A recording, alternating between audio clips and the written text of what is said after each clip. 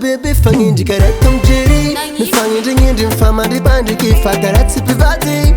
ego tengu tifatono tenga fama mwakizao ano timba romantik tare mami tiki malam fangai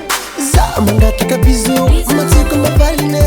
pamieza kazama pituki kendo neva vale ni vate zama mila anana la musinge ngatai kuchemeno zera ile no kachameko vici mi kingare kifinu kwa chimi yonchenge matola buliti pa inovak dikamnisira ni chibike faranyanza mandamno asal nandar zenku mizifti faranyanza mandamno iya faranyanza mandamno waro mamati faranyanza mandamno sambi zenfu baka mbola tweetfu mbola wisuli garden prestige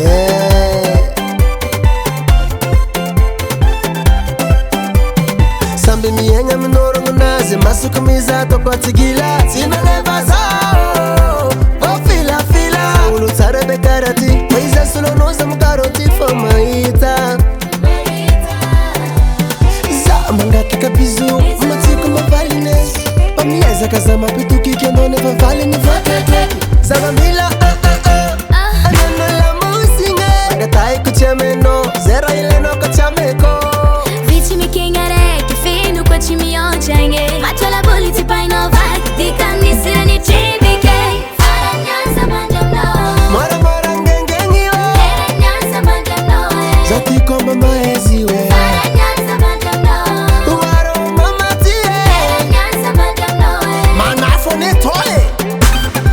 Le propriétaire de tous les rythmes.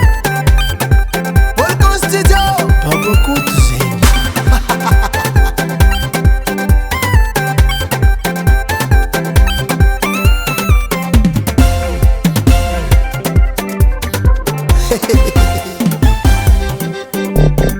Tanaya, wanaya, tanaya, wanayo, tanaya, wanaya, tanaya, wanayo.